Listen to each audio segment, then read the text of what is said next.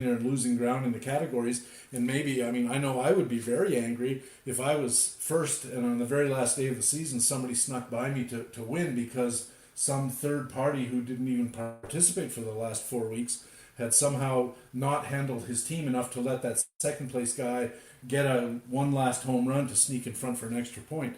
That's the kind of thing that we're talking about here. So you have I think you have an ethical obligation to, if you're going to play in the league, play it to the end, and if you can't manage it, then get into fewer leagues.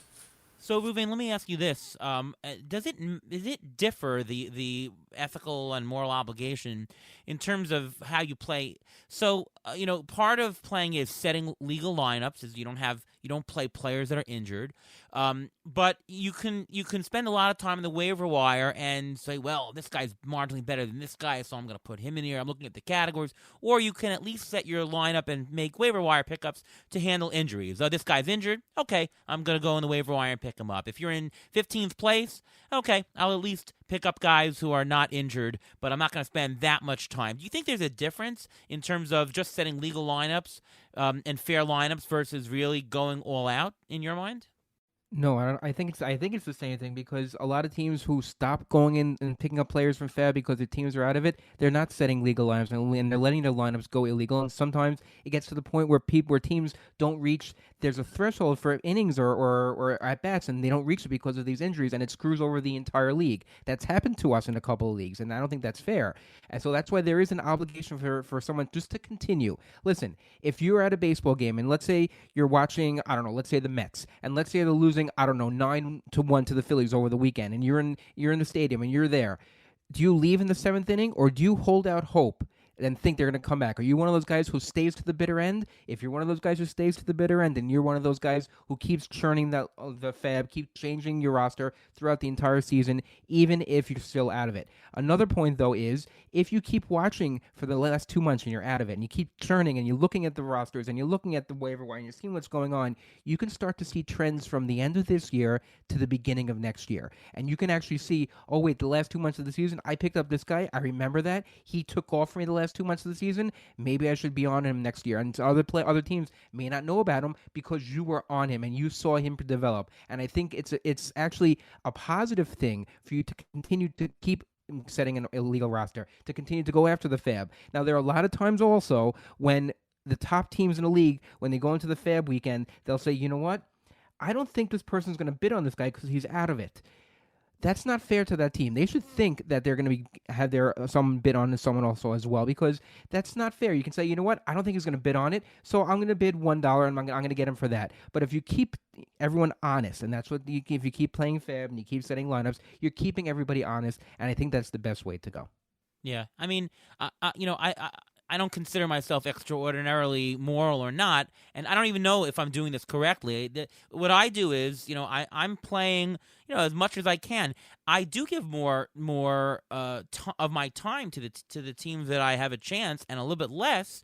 But I do play it. I mean, if I have $300 in FAAB, I don't care if I'm in 15th place. I'm using all 300. If it's the last week of the season and I'm out of it, I'm using all $300. That's not to say I'm going to spend that much time on that. If I'm playing in 7 leagues, I know the players pretty well, so I know, all right, let's look for this guy, Oh, he's available in this league. Now, 200 on that guy for the last week. So I won't go crazy in terms of my time, but I'm going to play it right. I never have a situation where I'm putting injured players in the lineup. Never have a situation where I don't make any FAAB at all. I'm always putting some of my time, but I am playing more for the leagues that I think I have a chance. I hate those teams that if they're out of it, they don't play anyone. And you ever have the innings minimums? 1,500 innings minimum, and all of a sudden one team doesn't qualify, and because of that, somebody jumps up in the standings. I think that's terrible. I think you have an obligation to make sure you hit every single minimum, and there should be penalties. I mean, the truth of the matter is that not everybody is going to follow this moral ethical code. If you did put in incentives, if you have the payout structure up and down, even in 9th place, 10th place, you get $10 more, $15, $20 more. I think that adds a little bit more commitment to say, okay, you have to spend some amount of time because you might get an extra $10, $20, $30 out of it. Where you put no incentives, human nature is to just totally collapse. So, again, I always think you should spend some amount of time, always make sure that you are doing something fair, but I don't see any reason that you can't spend more time on the places that will help you more. I mean, you're playing the game, so does everybody else, and it's your right as well. So I actually have a question then. If you're a commissioner of a league and you see a team is not not setting a legal lineup, as a commissioner, you see they're not going to get to that innings minimum. Should you, as the commissioner, set a legal lineup to make sure that team gets to the innings limit? Well, I mean, if there's no rule that's in there, then I don't think you can. But I and as a commissioner, I've nudged people. I've sent out reminders with a month to go. Excuse me, your lineup, you're not on pace to meeting the innings requirement. Please pick up somebody and play them. That I've sent. Well, what do you think, Patrick? I've been in that situation too, and that's what we ended up having to do, was just remind guys, hey, you're going to come up short of the innings, so you need to add a couple of pitchers, or at least replace the 3 guys on your roster who are hurt and that you haven't done anything with for a month, those kind of things. And then as soon as you can after, you have to convene some kind of league gathering and get rid of that player, because you don't want to have a player like that unless you can get some kind of guarantee that kind of performance won't be repeated. But I can tell you right now, if they'll do it once, they'll do it 100 times. I think that's inevitable. We had an idea in a home league I played in once, because we were running into this trouble. And you talked about incentives, and what we did was we changed the order of the minor league draft. We had a farm draft every year, which was really important because it was a keeper league. And so the draft used to be 12, 11, 10, 9 to 1 for that draft. And we thought, well, we're rewarding people for tanking and going down to 12 spot. So we changed the order from that to 5, 6, 7, 8, 9, 10 through 12, then 4, 3, 2, 1. So there was an incentive insofar as improving your team in the subsequent year's farm draft by trying hard to move up in spots. And then we also had a system, we called it the loser lottery. And everybody at the start of the year had to throw $50 into a pot.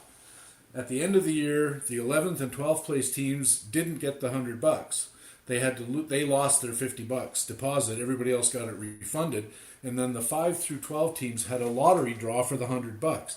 And the higher you were in it, the more chances you had in the draw, the more ping pong balls you had in the draw. So there was a double-sided incentive. If you finished 12th or 11th, you lost $100, $50 each. And you had the lowest chance of winning the lottery pool, and the guy in 5th had the greatest chance, so there was a double incentive there. And I'm telling you, it really worked.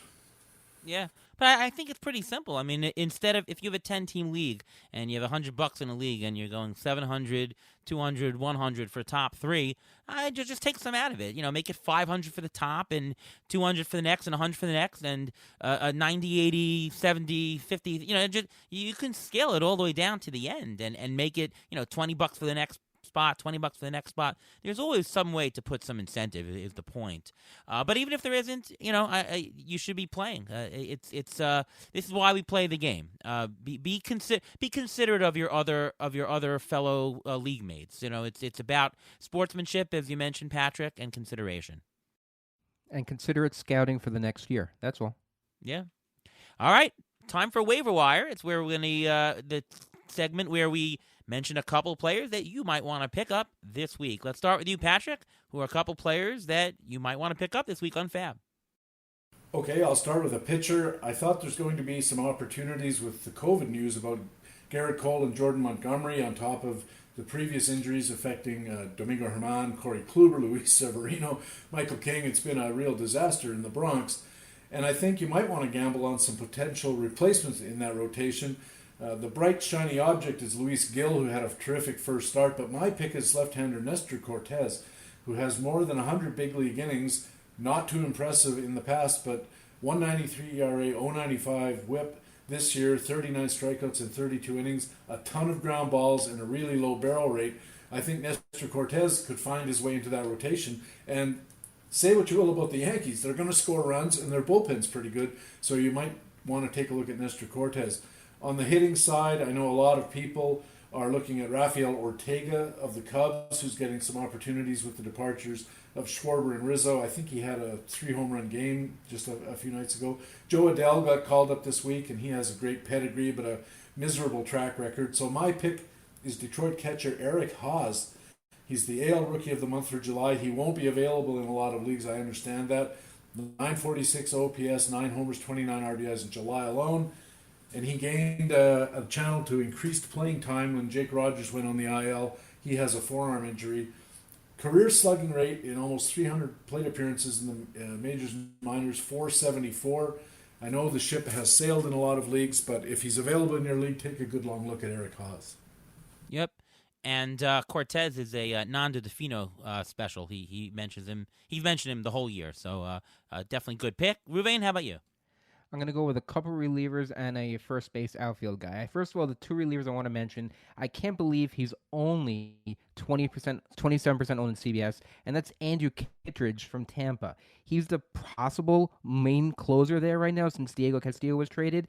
Even if he doesn't close, he's gone 51 innings with 52 strikeouts, a 1.4 ERA, and a .9 whip. Now, you tell me that's not going to help you with the ratios, then you have to be crazy. He was an all-star. He's one of the people that you don't even think of him as being an all-star, but he was an all-star. He was just that good, and he's available in a ton of leagues. Another guy who I'm going to mention, and no, it's not 2012, but I'm going to mention Tyler Clippard. Tyler Clippard led the Nats in saves in 2012 with 32.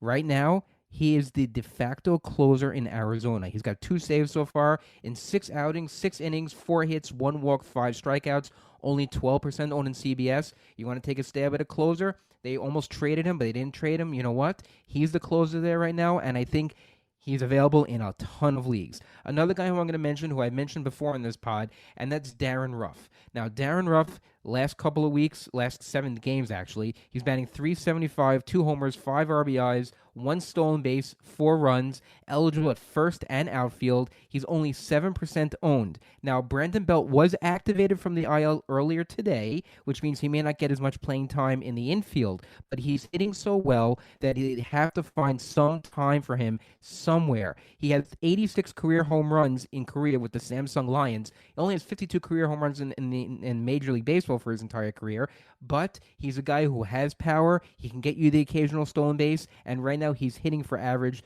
so he's a guy with only 7% owned in CBS you can pick up. And Tyler Clippard, you also get a pair of his glasses if you pick him up as well. I got those wraparounds, yeah. Dylan Floro of the Marlins only owned in 16% on CBS. I know Bender got the save today, and I have Bender in a lot of leagues, but Floro, that's a pretty under-owned percentage there. He had 2 straight games of the closer. I would pick him up. Spencer Patton, 5% owned on CBS. He might be the closer. He has 27 strikeouts in 20 innings, 3.15 ERA, 1.15 WHIP. That sounds like an instant pickup if you need saves. I'll mention 2 other hitters. How about Rowdy Tellez? Still only 20% owned on CBS. He's hot. Since joining Milwaukee, listen to his triple slash. 340, 438, 660. I would pick him up. He has 5 homer in about a month's time. 5 homers, 16 RBIs. That's a pickup for me. Yadiel Hernandez, 6% owned on CBS.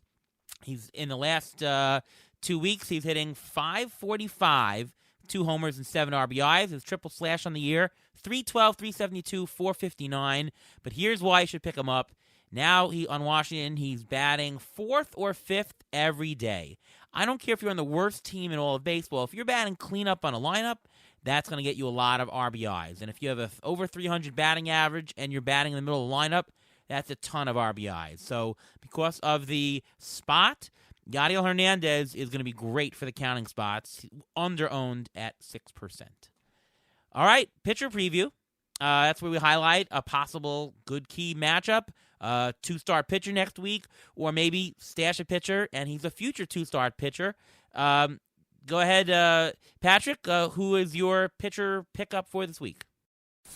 I just wanted to say I grabbed Spencer Patton a week ago as well, so that's a good call. He's already got me a saver too, so I'm glad I did that, and I encourage everybody to look at Spencer Patton. My pitcher preview for this week is Sean Manaea of Oakland. He's having a terrific year. Of course, the first time in several years I don't have him on any roster. 326, 117, 27% K rate, just 6% walks. And listen to these starts for this week. Kansas City and Texas for the week coming up. Texas is second last